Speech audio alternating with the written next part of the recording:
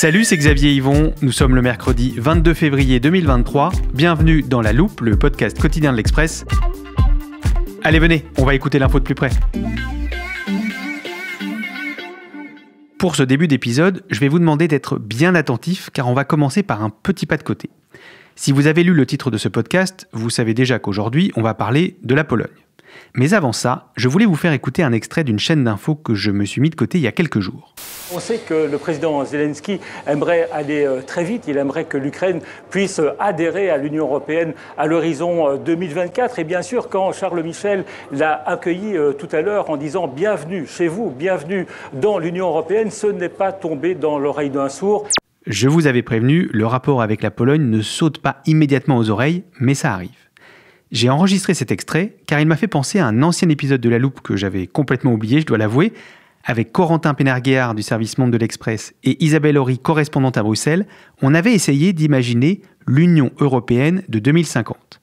Il nous avait notamment expliqué que l'enjeu consistait désormais à élargir vers l'Est avec de nombreux pays candidats, notamment l'Ukraine, pour qui les choses avancent donc. Je suis retourné écouter cet épisode qui date du printemps 2022 et ça m'a rappelé qu'Isabelle Horry nous avait également dit ceci. Le conflit en Ukraine, il met les nations de l'ex-bloc soviétique sous les projecteurs. Alors, ce qu'on me dit ici à Bruxelles, c'est que ces pays, on les écoute davantage qu'avant. Il faut quand même se rappeler d'où on vient. Ces pays de l'Est, ils étaient un peu traités comme des pays de deuxième catégorie pendant très longtemps par les pays d'Europe de l'Ouest. Aujourd'hui, 18 ans après leur entrée dans l'Union européenne, ils occupent leur place d'États membres de l'Union européenne. Et là, je retombe sur mes pattes. Grâce à cet épisode redécouvert, j'ai donc l'accroche idéale pour notre podcast du jour.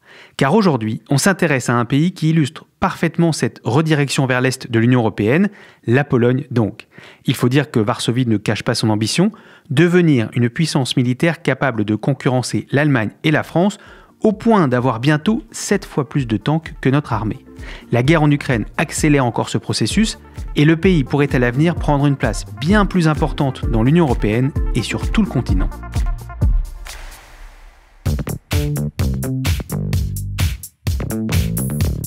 À la faveur de la guerre en Ukraine, ils sont devenus spécialistes des forces militaires de chaque pays d'Europe. J'accueille en studio Clément Daniez et Paul Véronique, tous les deux journalistes au service Monde de l'Express. Salut. Salut Xavier. Salut Xavier. Et cette fois, on n'est pas venu avec nos cartes, mais avec des graphiques. Je vois ça, il y a des camemberts de couleurs, des courbes et beaucoup de chiffres. Vous nous les commentez ? Eh bien Xavier, on voulait commencer par te les montrer, parce qu'ils illustrent l'ampleur de l'ambition polonaise sur le plan de la défense. Tiens, regarde, ce premier graphique. Ouais. C'est la part du budget rapporté au PIB que la Pologne va consacrer à la défense. Tu peux voir qu'entre 2013 et 2021, on était autour de 2%. Et l'objectif cette année, il est clair et il est fort, c'est 4%. Ah oui, c'est encore en pointillé, mais on voit bien le pic juste ici sur le graphique. Et à quoi doit servir cette hausse du budget ? Alors, pour te répondre, je change de graphique, j'attrape ceux consacrés à l'armement. Il faut savoir qu'en 2022, la Pologne a fait des commandes incroyables sur le marché de l'armement. Les chiffres donnent le tournis. C'est du jamais vu depuis la guerre froide sur le sol européen. Tu vois, là, on a le nombre de chars de la Pologne et ça explose clairement.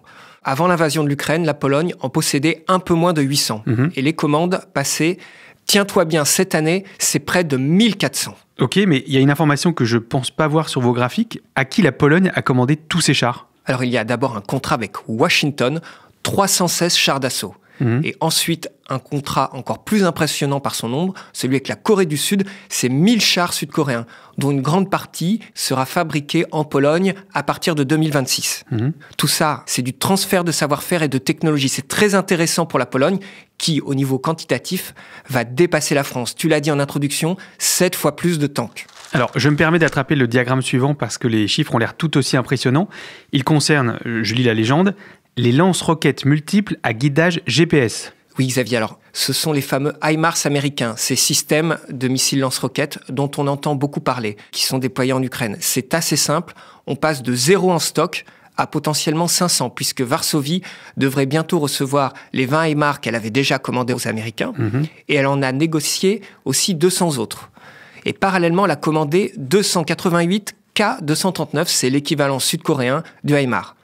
Alors, on ne t'a pas imprimé tous les graphiques pour chaque équipement, mais tu vois l'idée. Oui. On peut aussi citer des commandes de canons autopropulsés, autour de 700, des systèmes antimissiles, les fameux Patriotes, des avions de combat qui viennent de Corée du Sud, les Fa-50 et des chasseurs des États-Unis, les F-35. Ça fait beaucoup d'équipements, Clément. Pour le faire fonctionner, il faut des hommes. Est-ce que parmi les chiffres qui illustrent l'ambition de l'armée polonaise, il y en a qui concernent les soldats ? Alors oui, et les objectifs là sont aussi impressionnants. Il s'agit de les doubler d'ici 2035. On a 120 000 soldats professionnels aujourd'hui et les Polonais, ils en veulent 300 000. L'objectif est plus difficile à atteindre que des contrats, cependant, nous ont expliqué certains experts. Mais pourquoi ? Eh bien, à cause de la démographie d'abord. Le taux de fécondité est assez faible en Pologne et la population est vieillissante. Il y a aussi un gros mécontentement parmi les troupes. Les conditions du service sont souvent critiquées, le paiement, le fait que des soldats ont été envoyés à la frontière ou des migrants arrivés depuis 2 ans avec cette crise, avec la Biélorussie, avec la guerre en Ukraine aussi, où il y a eu beaucoup de déplacements de troupes pour sécuriser la zone et dans des conditions qui ne sont pas des conditions de caserne en dur. D'après un chef d'état-major polonais, il ne faut pas seulement des primes pour fidéliser des soldats expérimentés, mais aussi leur offrir de bonnes conditions de santé, de logement, de scolarisation pour les enfants. Il faut les choyer, ces soldats, pour qu'ils restent. Et puis, pour une armée moderne, il faut des gens qui savent opérer du matériel sophistiqué, pas juste un fusil et savoir ramper dans la boue. Ça fait un premier défi à surmonter pour la Pologne si elle veut atteindre ses objectifs ambitieux. Est-ce qu'il y en a d'autres ? Absolument, Xavier. Alors, tout d'abord, la Pologne pourrait progresser sur la conduite d'opérations complexes. Donc, par exemple, la coopération entre les différents corps d'armée. Plus concrètement, c'est faire en sorte que l'infanterie, les blindés, l'artillerie, les drones, les radars soient capables d'opérer tous à l'unisson pour que tout soit bien fluide. Parce que c'est pas le cas aujourd'hui. Plus ou moins. Avec Clément, un exemple a retenu notre attention. En 2021, lors de l'exercice de simulation militaire qui avait été intitulé Winter 20, les forces polonaises faisaient face à l'armée russe. Eh bien, elles ont tenu 5 jours avant de se faire anéantir, fictivement, je le rappelle. Ça illustre quand même assez bien ce besoin de progresser dans certains domaines. Après, là où on peut quand même nuancer, c'est que d'après certains experts, les forces russes avaient quand même été surestimées. Bref, malgré ces défis, les ambitions de la Pologne restent globalement assez crédibles à l'horizon 2035-2040.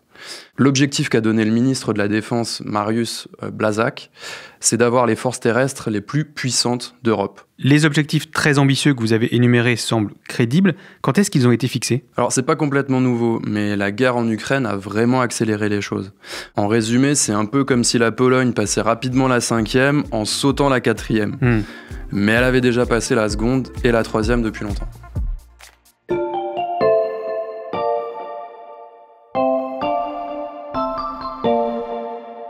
Inquiète, la Pologne consolide ses forces de défense. Le but, répondre à la guerre hybride du type de celle menée par la Russie en Ukraine. En préparant l'épisode, Paul et Clément, je me suis mis de côté cet autre extrait télé. Je pensais au départ qu'il datait de cette année, mais pas du tout. Il remonte à juin 2016, donc il y a plus de 6 ans. Eh bien oui, la guerre en Ukraine, ça a accéléré ce processus, mais on avait déjà une base et des changements importants au sein de l'armée polonaise.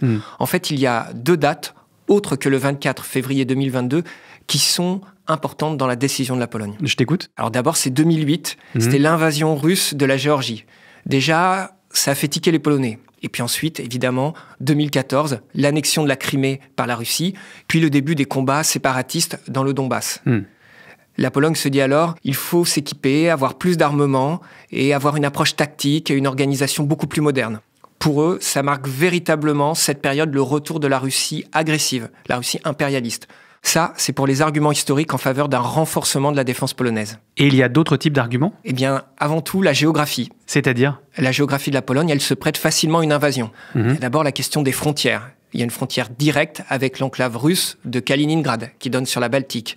Et aussi la frontière avec la Biélorussie, où il y a déjà des troupes russes. Et ensuite, il faut rappeler que la Pologne, c'est un pays de plaine, qu'il n'y a pas de montagne pour protéger.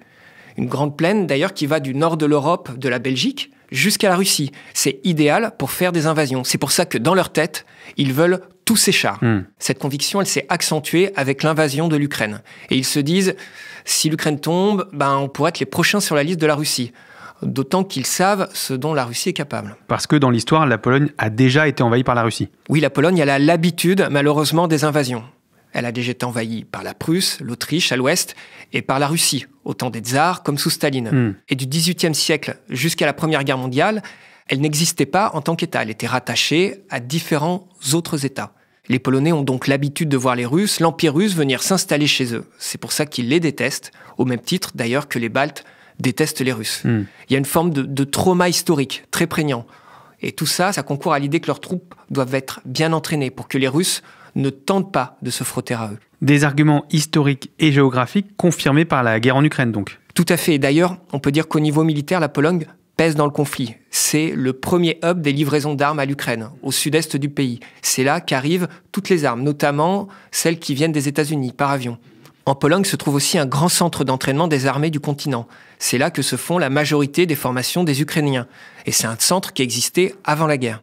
Aujourd'hui, le chef du gouvernement polonais, il a une ambition. C'est que son pays devienne leader sur le flanc oriental de l'OTAN. Et la Pologne, aujourd'hui, est très importante pour ce dispositif OTAN. En plus d'être une base arrière pour l'aide militaire à l'Ukraine, elle accueille plus de 1,5 million de réfugiés ukrainiens actuellement. La Pologne comme base arrière de l'OTAN dans le conflit ukrainien, tu fais bien d'en parler Clément, parce que c'est précisément ce nouveau statut de Varsovie qui pourrait bouleverser les équilibres européens.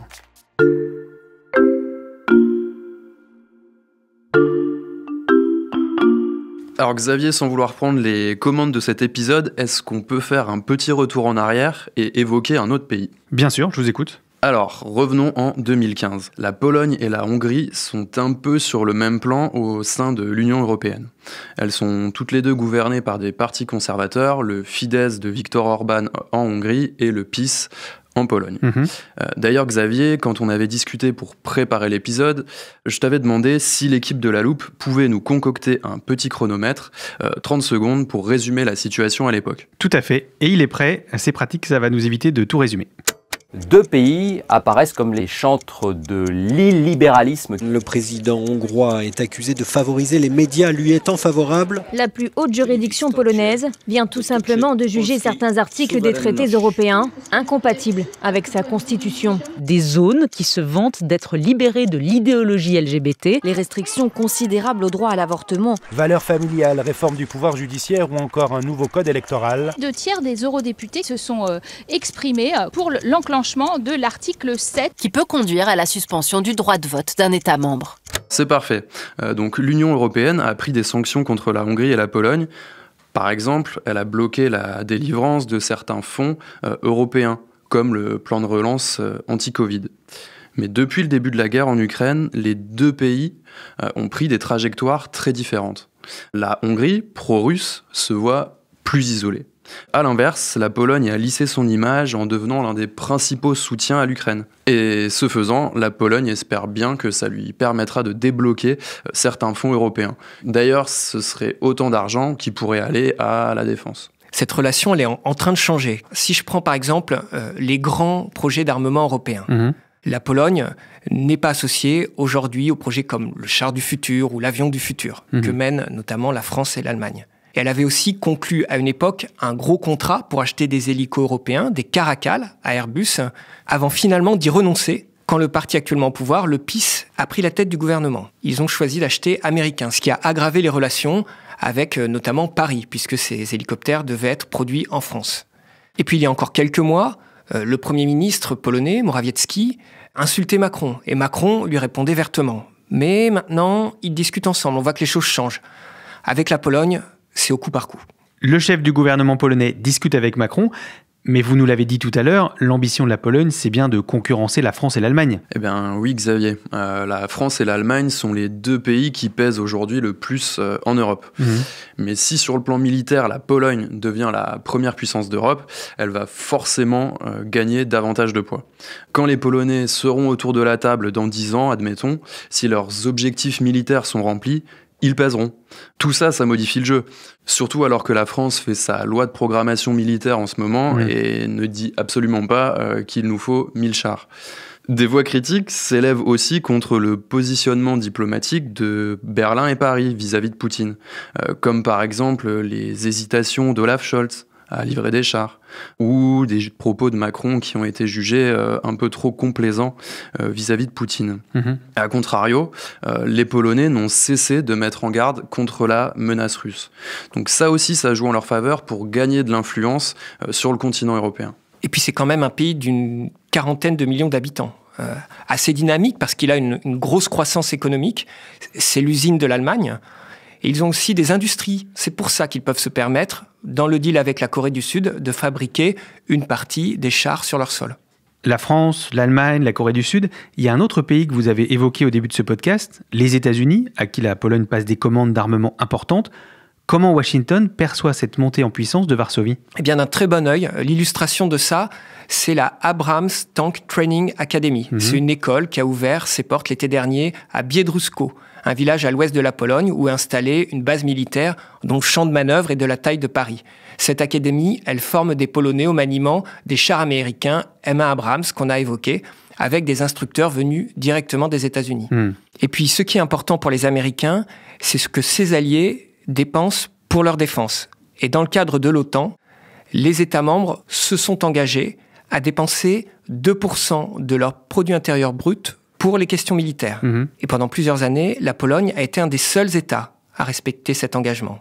Si ces dépenses passent à 4%, elle sera même au-dessus de la Grèce, qui est l'autre pays qui dépense beaucoup, et au-dessus des Américains, qui doivent être autour de 3,5%. Donc c'est considérable et ça plaît beaucoup à Washington. Les Américains aimeraient que tous les pays européens fassent de même. Ça, c'est pour la perception de cette montée en puissance par les autres pays.